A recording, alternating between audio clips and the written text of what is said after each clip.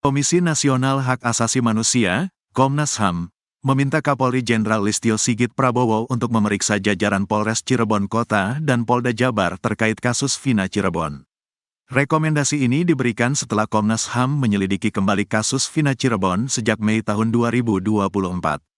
Uli Parulian Sihombing, Koordinator Subkomisi Penegakan HAM mengatakan, rekomendasi itu dilakukan terkait adanya dugaan penyiksaan dan kekerasan yang menimbulkan luka-luka terhadap terpidana. Selain itu, Uli juga mendorong Kapolri untuk menjamin hak-hak para terpidana untuk mendapatkan bantuan dan pendampingan hukum.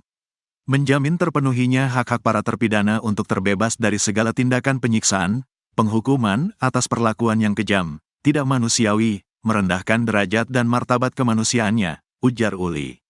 Uli juga meminta Kapolri untuk menjamin kepastian hukum atas keluarga Vina dan keluarga Eki.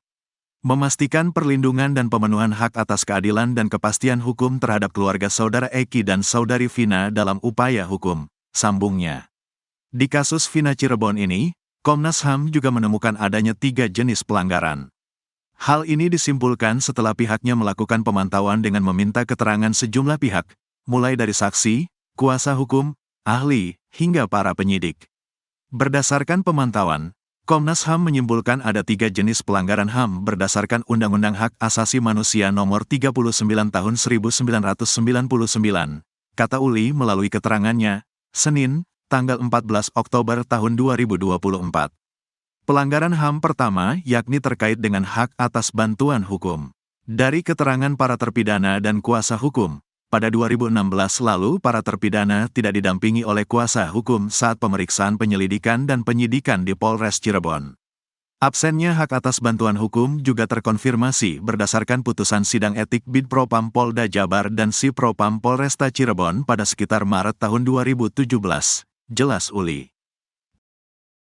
Sosok anak buah Itu Rudiana yang sudah diberi sanksi di sidang kode etik Polri karena kasus Vina Cirebon akhirnya terungkap.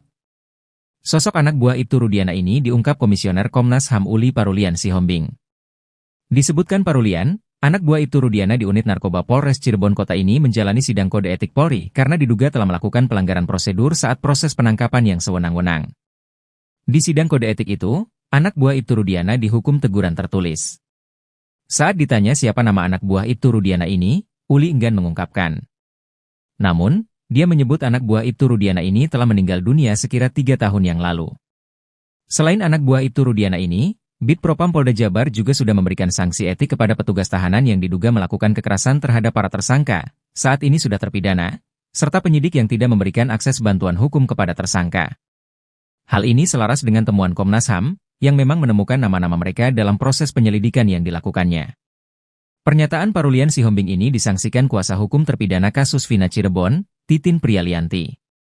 Titin Prialianti menyebut pihaknya tidak pernah mendapat pemberitahuan adanya sidang kode etik tahun 2017 terkait pengaduan yang dilakukan.